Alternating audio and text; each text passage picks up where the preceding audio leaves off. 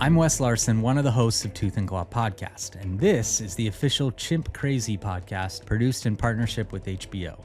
This week, we're talking about the final installment of Chimp Crazy.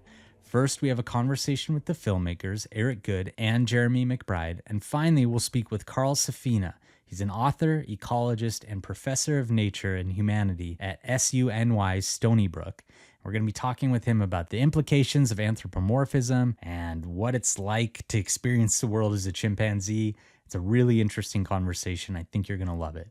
And if you're looking for more in-depth exploration of the series with recaps and analysis and a detailed explanation of exactly what happened in each episode, check out the official Chimp Crazy Podcast on Tooth and Claw, wherever you get your podcasts. All right, so we are back with our interview portion of episode 4. Once again, I'm joined by director Goode. Hi, Wes. And executive producer Jeremy McBride. Hi, Wes. Hey, guys. So we start this episode pretty much with a police raid, and we see these law enforcement officials entering Tanya's home, and they're there to start the process of removing Tonka from the home. And she's talking to Dwayne in this moment, and I felt this feeling that maybe it was almost like she was testing the water with him. Do you guys feel like Tanya knew that it was the film crew, or do you think that came as a revelation much later?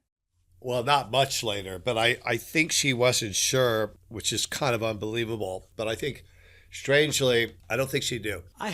Eric, I kind of have a slightly kind of different perspective just because of what that footage showed us and shows the audience in that moment. Starting with Justin's nonverbal reaction to Dwayne as he's kind of trying to bring some levity in this situation, kind of looking at him side-eyed with question. For us, it's kind of open for interpretation. Like in her heart, maybe she didn't believe it that he could have possibly done that to her. Yeah. So it's kind of one of those situations where... Well, I think she was very suspicious, but the problem is, as you know, Tanya told a lot of people. Uh-huh. Yeah. I think she wanted Dwayne to divulge it was him or us. So I'm not saying she didn't suspect us, but I don't think she knew. Now, the backstory that's so interesting, what technically happened on that day was she was served, I don't know the technical legal term, but this information saying that she's going to have to respond to this in a way of dealing with the confiscation. U.S. Marshals are going to be there. They're going to confiscate Tonka. So going into it, and us, Eric and I, kind of talking to Dwayne through this, like, hey, she's going to know. There's no reason why she wouldn't know, because if she just read the legal documents that were delivered to her that served as a basis for them to get Tonka, she would know for sure. So why is she inviting you? So our question then became, are you walking into a trap? Literally, are you going into a situation, being baited in, and is she going to harm you? I don't know. What could possibly happen? All these scenarios that we're working through in our head. Well, Jeremy, there are some people in this world that don't read. Fair enough. Yeah. That's fair. Yeah. We were like just totally dumbfounded. We couldn't believe that, she didn't know. Eric, on that same note, after Tanya does indeed learn that it was Dwayne and it was the film crew and everything, you finally get the chance to meet her face to face. And I'm curious what that was like for you to finally get to meet Tanya and have this face to face interview with her. I was very surprised that she, one, was willing to meet with me. Yeah, I thought that she would have, at least if she met with me, really confronted me about not being transparent from the beginning. And I didn't even actually explain to her why I wasn't transparent. She didn't even ask. It was just a relief for me to connect with her on a very human level. And so, it was a relief. But all along, of course, I was scratching my head as to why she would talk to me. Yeah, and I'm glad we see that moment. For all, some flaws that we've seen, Tanya does seem very quick to also forgive Dwayne. It takes like a few moments for her to pretty much say, I know, I understand, it's okay. We see in this episode that because of this long legal struggle and obvious evidence then that Tonka's alive, PETA then says, hey, we're going to make Tanya pay our legal fees, or Tanya can get completely out of this trade. She can stop keeping, breeding, selling animals, and we're able to kind of let her go scot-free. And she immediately dismisses that out of hand. And I'm curious if has there been any kind of resolution to that struggle since you guys stopped filming? Well, I'd start by saying this. In this episode, a lot happens to Tanya. She loses her best friend, is betrayed by someone she really liked, is on crutches. She got her foot run over. Attacked by a chimp. Attacked by a chimpanzee. Yeah. She is broke. All of her money's being poured into the zoo. And despite all of that adversity, she sees a way out and decides to go the other way and fight it. And you kind of realize what's at stake and what's important to her. And they're basically saying, as she says so well in the episode, they're trying to take my life away.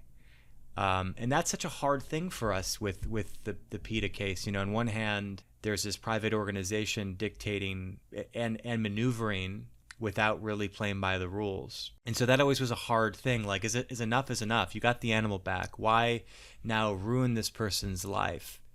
Right. So it's a hard one. It's a hard one to have that context to understand what this person's been going through. They've gotten everything they wanted, and now they want to make it worse for her. That's something that we kind of struggled with a lot. Look, I think that when you meet Tanya and you realize, the human factor in this story, the problem is no one from PETA has really met Tanya or tried to understand Tanya. I just hope there's a silver lining in this documentary series for Tanya. I just would love to see her give up the monkey peddling business and try to find peace in just taking care of maybe a group of animals well and running a small zoo on her property would be a nice compromise rather than pimping out baby primates as she does. I think that, deep down, Tanya knows that it's kind of a horrible business. Yeah, there's a lot there to talk about. And I think, what you said, Jeremy, about PETA and their kind of singular mission and whether it's too far to, push her that much. I think that was my first knee-jerk reaction. But then also seeing her immediately turn it down and remembering the shots of Tonka in his enclosure in her basement and thinking, you know what, this is someone who probably shouldn't be doing this. And really, who should be doing this outside of zoos or education systems or whoever is able to keep these animals in an ethical way. And I think the other thing that we just touched on that I definitely wanted to talk more about is that this almost seems like an addiction for her. Your closing scene where she shows up and says, hey, I just got attacked. And then in the same breath says, I'm thinking about buying an island where I can live with these animals. It's like someone fiending for their next kind of fix almost. Yeah. I mean, it's like you say, we could have saved her, from the fate of a chimp killing her, or effectively an overdose, right? It is like an addiction. And she's playing with fire. And so part of me feels like, we did something virtuous, not only for Tonka, but maybe even saving Tanya's life. Of course, she doesn't see it that way. Yeah. Well, we do know she's a rule breaker, too. So I'm curious, even if they had have stuck her with, that injunction and saying, you can't do this, I'm pretty sure she still would. Yeah. Yeah, that's for sure. I also think, Wes, the addiction thing, of course, going back to it, I think there's a love blindness to it, that is real. And what would one do for love? It makes you do crazy things. You've heard that expression used a lot before. I think this is no different than an extreme form of that. And we see it expressed very dramatically in Sandy's story and obviously Pam's story. What do they want to do after their son's gone? They want to get another. Yeah, this is a love story for four women. And, Pam Rosaire says Sandy Harold, died from heartbreak, right? Yeah, and I think those are really beautiful sentiments, and I agree that it's a love story. To play devil's advocate a tiny bit, something that really resonated with me was when you do hear Sandy talking about her whole experience and how terrible it was. And she says, but I'd do it all over again. And meanwhile, Charla Nash is missing her face. You know, it's horrific, the injuries that were inflicted on her. And then it's horrific what these animals had to live through too. You know, like Travis was essentially a prisoner and Tonka was a prisoner. Personally, I really appreciated that we have that perspective and that we do feel sorry for these women that have invested that much care into these animals. But I think you also did a really good job of showing that ultimately it's misplaced because it is impossible to give this animal what it needs in a private captive environment. It just is impossible. And so I struggle to think of like a fix for this sort of thing. It doesn't seem like there's an easy way to help someone that their addiction is a chimpanzee. Yeah, I have to say I agree. And I'm not one to say that people can't keep responsibly some animals in captivity. I think that you can do that, but I think it's awfully hard with a chimpanzee to give a chimp the quality of life that a chimpanzee needs. I think one of the common threads between all four women is that none of them probably have seen chimpanzees in the wild and seen how chimpanzees should live. Maybe a light bulb would go off and she would recognize maybe like what she's really doing. Yeah, I definitely agree with that. I think having covered a number of instances of people keeping animals in captivity and seeing it go wrong, I do think often those people have this need to have the animal give something back to them. There needs to be this reciprocal kind of relationship where just observing it in the wild isn't enough for those people. Often they want to touch, they want to feel an emotional connection. There has to be that whole thing. And I would love to also see that. I'd love to see if maybe Tanya seeing these animals happy in the wild might help to remove that and make her feel like, oh, this is enough for me. I can appreciate this animal as it's meant to be. And we've talked a bit about anthropomorphizing, and there's this part in this episode specifically where Pam says that her animals are happy because they get to see the White House and they don't have mosquitoes and they live like millionaires. And it's a really interesting moment because, for captive chimps, she probably does have some of the happiest captive chimps.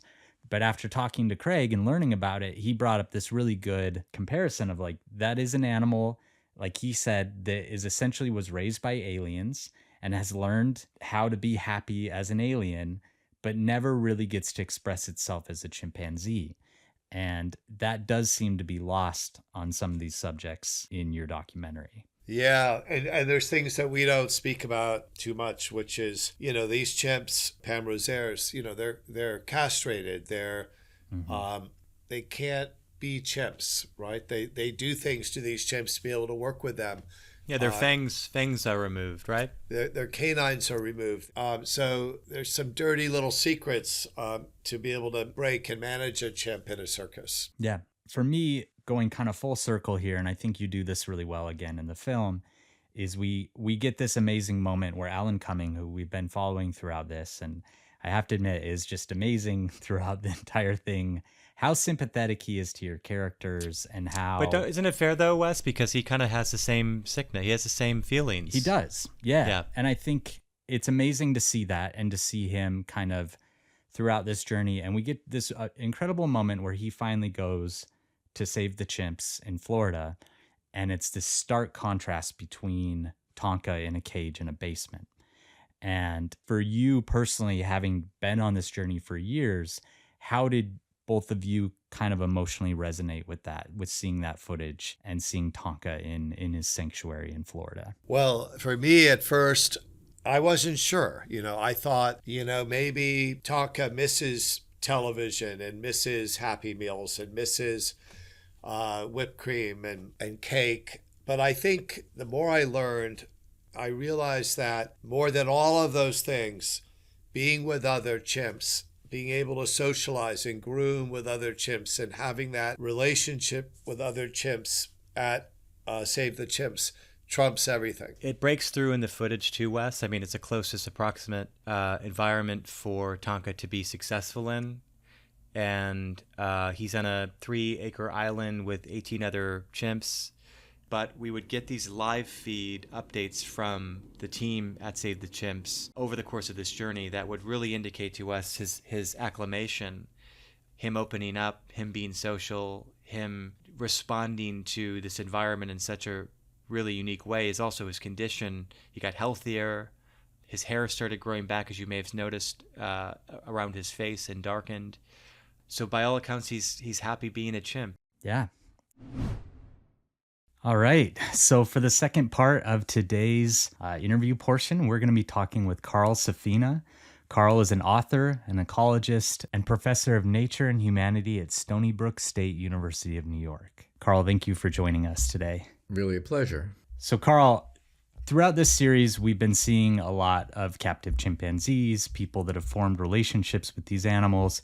And I was hoping quickly you could just describe to the audience basically what is anthropomorphism, why it's often seen as a negative thing, and why it's potentially a dangerous thing when you're dealing with captive primates like a chimpanzee. Okay, well, anthropomorphism is attributing human thoughts and emotions to non-humans. However, I do want to point out that to me the key word is attributing, because there are non-humans that have thoughts and emotions and deep and complex social and emotional and psychic lives.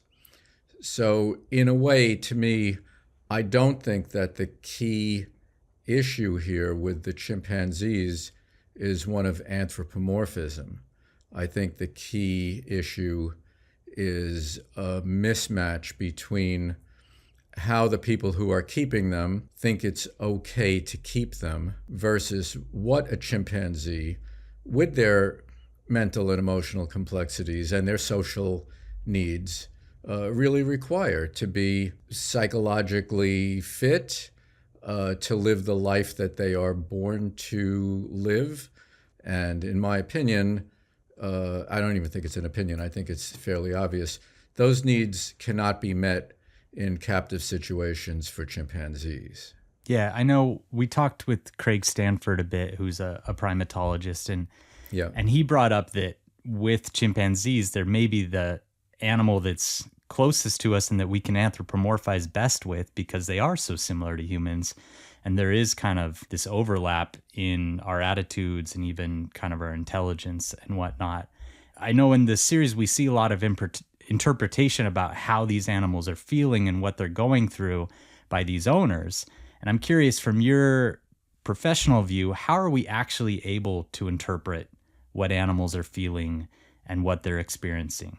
Yeah, well, as I said, I think the key thing there is attribution. If you observe something, and so the caveat there is you need to be a good observer. You need to be objective. You need to have some sort of basis and background and context for understanding what animals that are not human beings are experiencing. With other animals, though, you can simply see that many of them act frightened in situations that are threatening.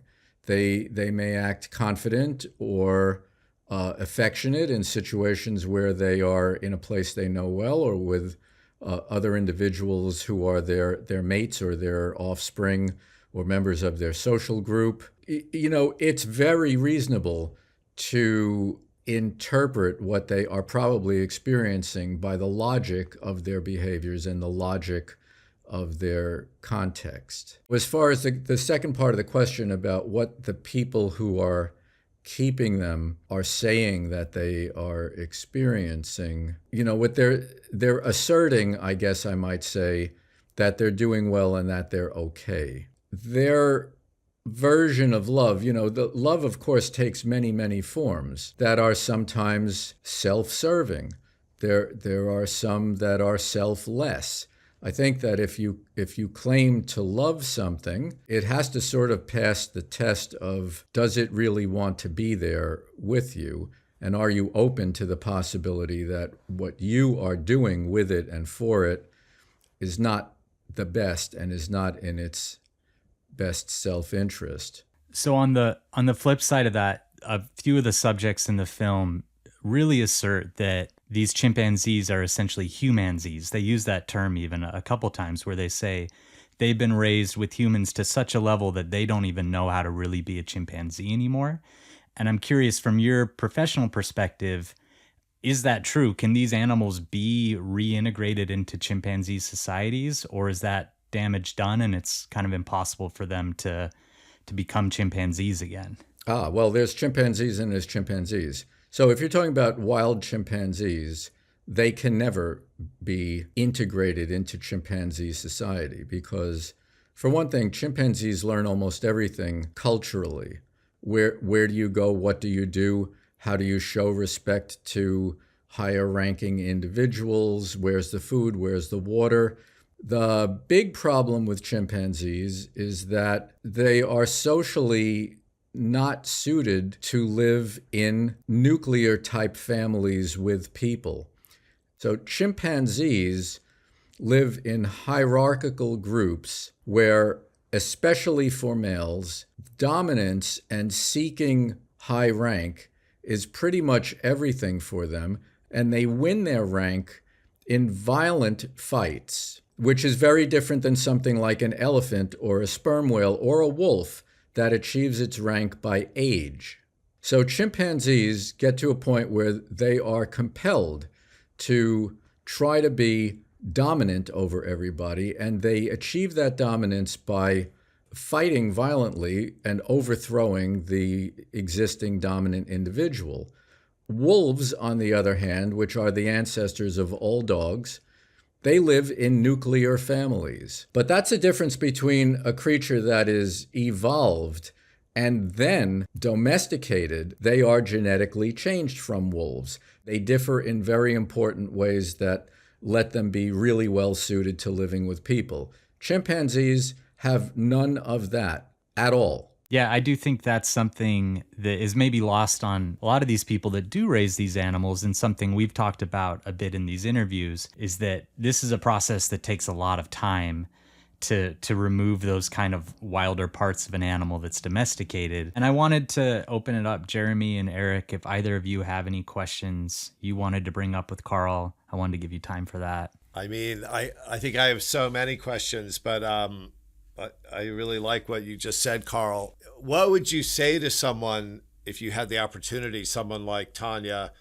about this love that she professes to have for this chimpanzee Tonka? She says he's not a chimp, he's a humanzee. He's imprinted. He's like us. He's caught between two worlds. What would you say to her about that love? Well, at that point, they are caught between two worlds, and that's because that love has been either damaging as love, or they've been damaged by the total lack of care and conscience that allowed people to bring wild baby chimpanzees into captivity to begin with, or to breed them and sell them as property. They're not an object. These creatures really should be given the chance to live the life that they were born to live. And if you really, really want contact, which I do understand, the best way to get that is in a wildlife rescue center. And then there are also these sanctuaries in the U.S., which they really are sanctuaries. They attempt to create the kind of physical freedom and social complexity that chimpanzees need, but they can be given a much more humane retirement than living in what is essentially a prison and being considered property. My question's more about multi-generational influences, I would say, about the creation of anthropomorphic animal characters that you see created by the likes of Disney, or what you see in children's books. You know, I have two young boys, and I think we talk a lot about the animal characters in the books and the animal characters in the movies. And I think about, some of our subjects in our documentary series and their influences growing up that got them into these places they're at in life today. Just a curiosity that I would love to hear your thoughts on just the world of influences in an anthropomorphic way with animals, and how that impacts our youth and how to navigate, honestly. Not easy, has no real answer. That is the truth with a capital T. It's nuanced, in my opinion. And I would say that there are many times where animals have been fictionalized to sort of stand in for human characters. Telling stories about being industrious or lazy by having a fox or an ant or a grasshopper. It seems to me like a very useful way to probe the human psyche by creating these non-human characters as stand-ins. I think for a young person, it can form a bridge between a totally human world and a world that is populated with other beings. I don't think it's necessarily a harmful thing. I will point out one thing that occurred to me. I wrote an opinion piece a few years ago about Hugh Lofting, and he is the guy that created the Dr. Dolittle series of stories. Why he did that is very touching. He was in World War I. He couldn't stand what he saw happening to the animals that they had in the trenches and in battle, the horses and things like that, getting blown to bits and injured. But he wanted to write home to his children and not tell him about all the terrible things he was seeing. So he made these stories about somebody who could talk to the animals. And in a way, that's wonderful. But it occurred to me that that's what we always are trying to do, is talk to the animals, when really what we need to do is listen. Yeah.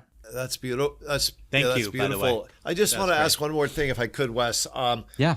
In this documentary, Carl, we're dealing with a real person, Tanya. And right now, we're actually very concerned about her well-being because, we played a role in making sure this chimp was placed in a sanctuary. But you're talking about Tanya's well-being, right? Yeah, Tanya's well-being. Yeah. Yeah, because we were obviously very concerned about Tonka's well-being. And we're hoping that there's a silver lining in this for her.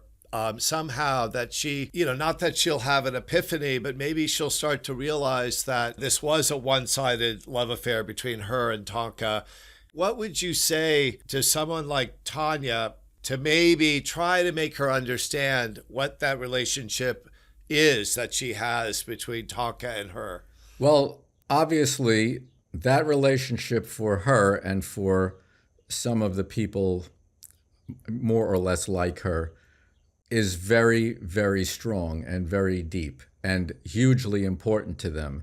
And she said, quote, "They're your babies," unquote, and, quote, "PETA has no empathy for the person or the love they have." And then what do we see? We see a bunch of cops, right? And it's a raid. Well, there's obviously no trust offered there at all. There's no counseling of any kind. There's no attempt to be friends. And I think that could be handled much, much better if people cared not only about the welfare of the chimps, but also about the welfare of people who are so deeply invested in them and, fairly obviously have other issues and gaps in their lives. Yeah, I had another question that kind of builds off that a bit. And something you said earlier resonated with me about that want and that desire to be close to these animals. And I'm a wildlife biologist. I think my best days have been when I get to handle a grizzly bear or I get to, be close to an animal that's that powerful and amazing.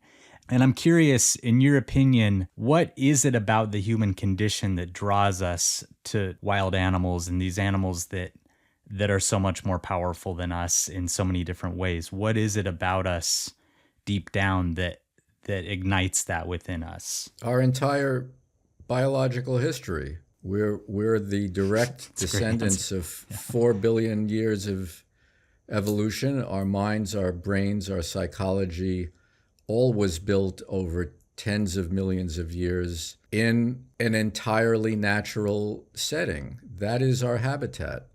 And I don't think we're just drawn to the most powerful animals, although their power is literally awe-inspiring. I love to see all of these things. We love our gardens. We love a view of the water. We love nature because we are built to love nature. And we suffer all the psychological ills of modernity because our psychology is not made for living the way that we have constructed a life for ourselves. Great. Yeah, I think that's really illuminating. And, a quick follow-up question that then would be, how can people reform those kind of connections to nature? How can they, kind of reawaken that part of their lives? What would your advice be for people that watch this series and feel the need to be in a more natural state? Yeah, well, first of all, just be in a more natural state, because it is everywhere still, and a lot of people don't see it. You just have to look around a little bit. Somebody once said to me, I really want my kids to love nature, so we're going to Botswana next summer. And I said, do you have a bird feeder?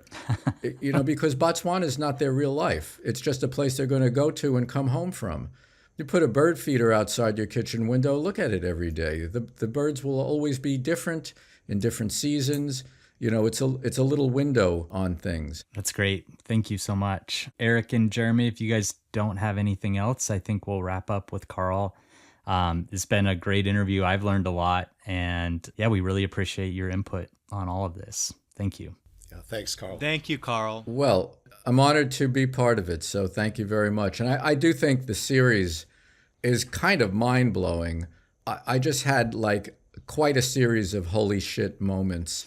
So thanks for sharing that with me. Thanks for being interested in my thoughts. And anytime you want to do it again, let me know. Thank you, Carl. All right. Well, before we go, Eric and Jeremy, I just wanted to give you guys one more chance to leave us with any parting thoughts on chimps in captivity, on Tanya, on the entire project, just anything you want to leave us with before we wrap this up and we're finished with episode 4. I guess I would say, I think it might be important for people to know that chimpanzees are in the subfamily called hominins, which we are in that same subfamily, humans, Homo sapiens.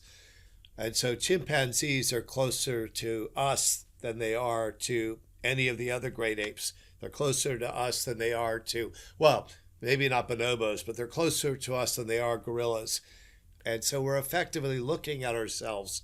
And when you think of evolution and where we come from, we're so closely related to chimps that they really deserve the respect that we probably are not giving them. And I would just say something that, really the captive issue in the U.S. is kind of over. There's very few chimpanzees that we know of that are in captivity that remain. But it really, if you zoom out and you think about an individual's impact and you think about habitat loss and degradation, that's the real message is really wild populations of animals and the human impact to that, and how we should all be a little bit more mindful of our actions. So I think a lot about that is our impact to wild populations of animals, especially in this case, chimpanzees. Yeah, I definitely felt that. And I'm happy that you guys were able to put that conservation message into your work. And I just want to say, from my perspective, I absolutely loved the documentary. I thought not only was it a really fun watch, it was really informative. I learned a lot about a whole kind of sub-community that I didn't even know really existed, and learned a lot about an animal that I think is really misunderstood. So I just wanted to say thank you. It was a true pleasure watching the documentary and talking with both of you. Yeah, thank you, Wes. Thank you. Thank you, Wes. That's it for this episode. Again, a really big thank you to our guests, Eric Goode, Jeremy McBride, and Carl Safina. All 4 episodes of the HBO documentary Chimp Crazy are now available to stream on Max. Tooth and Claw is hosted by Jeff Larson, Mike Smith, and myself, Wes Larson. It's produced by Mike Smith with additional production services provided by Pod People. Special thanks to Tina Wynn, Michael Gluckstadt, and Aaron Kelly at HBO.